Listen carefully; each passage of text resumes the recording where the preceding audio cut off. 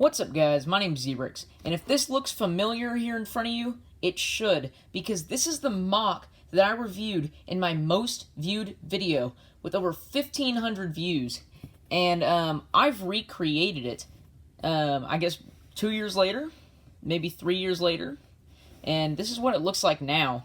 So, without further ado, this is a review of my updated Skullcrawler attack from Kong Skull Island.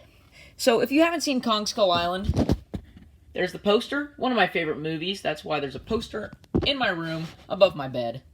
And this is a sequence from close to the end of the movie where they're basically in a large boneyard, a large dusty boneyard, and they get attacked by a Skullcrawler. So, Skullcrawler, if you don't know, it's kind of just like a big lizard with 2 legs and a big white head, and he eats people. So this is scaled down just a tiny bit, but that's okay. It's just so it can fit the scale of this model. And this is basically what the sequence looks like. There's a big sandy area, kind of just dusty and dirty and grayish dirt.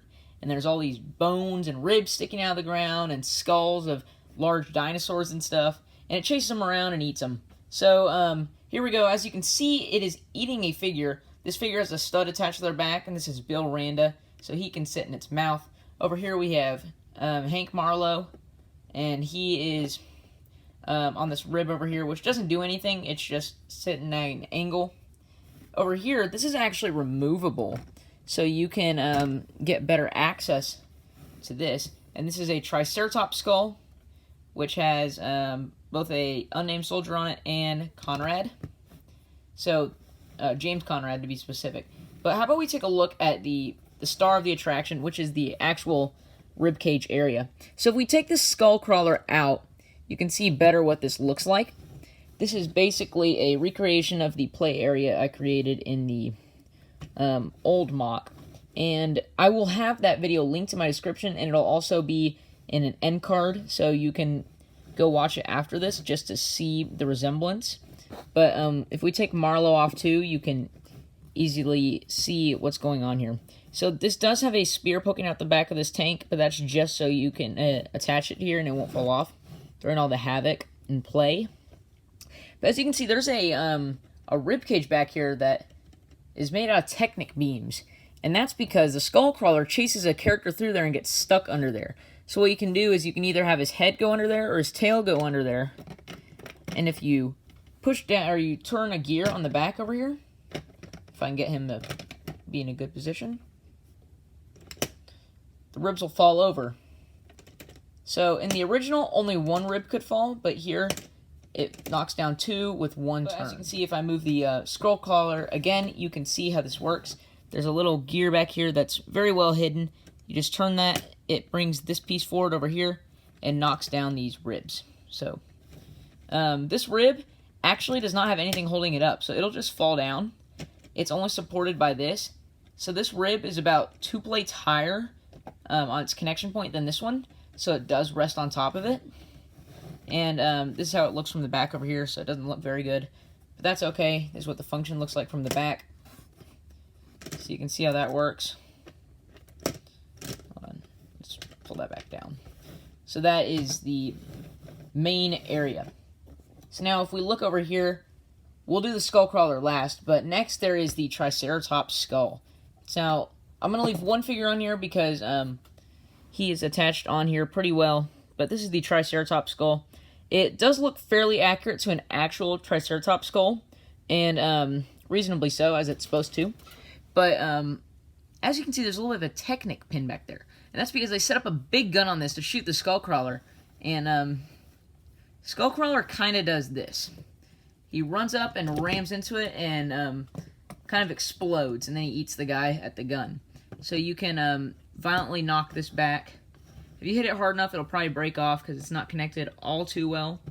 But it was very fun to design this. And the original actually didn't have a Triceratops skull. It only had a rock with a guy standing on it with the big gun. So the gun is actually one of my favorite parts of the build, over here, it looks really good, and it's very large and boxy and stuff, just like the one in the movie. But I think it ends up looking really great. So this is the Triceratops skull. And last but most certainly not least, we have the skull crawler. So as you can see, it has, right here, it has a point of articulation to spray the legs out or bring them back in. Then it has a connection ball joint right up here, which has quite a bit of movement possibilities. So it goes forward and back quite a bit. And then the foot over here has a lot of side to side, but not a lot of forward and back. But that's what it looks like. And the head is actually really cool how it's built up. If you take Randa out, you can see a lot of the pieces that went into it. The entire top of the head is basically studs on the side and the middle. And I think it ends up looking really good. I was going to put a tongue in there, but I decided not to. I think my original had red eyes. But this one, of course, has just the black holes of where the nose is, I believe. Because the eyes are so small, you can't really see them. So, but this is basically my Skullcrawler attack. Now, I'll show you the figures, even though their figures are just kind of just there for the purpose of being there. So here's Bill Randa, played by John Goodman. He's got this camera here, which is the reason he dies, is because he alerts himself, or he accidentally alerts the Skullcrawler to his position when he tries to take a picture and his camera malfunctions and it makes a lot of noise. So there's Randa. Then I have Gas Mask James Conrad, played by Tom Hiddleston. So he's got a torn shirt here and some blue jeans. And he's got a face and his slick back hair and a gun. Next we have Hank Marlowe, played by John C. Reilly. And he's got a katana. And yeah, not a super interesting figure. Uses Obi-Wan Kenobi's face. And then lastly, just this unnamed soldier who is just kind of there for the sake of dying. But yeah, that's about it for this model. I hope y'all enjoyed this video. And I really hope that y'all hit the like button and subscribe for more fun content like this and mock recreations. Let me know if you want to see more mock recreations. And let me know which mocks you'd like me to recreate. Because I've done quite a few and I've taken most of them apart. This one will probably stay together for a while. But, especially because I really love this Triceratops design. But, let me know if you want to see more of this kind of stuff. And I will see you all next time. Have a great day. Have a wonderful week. Zebrix out.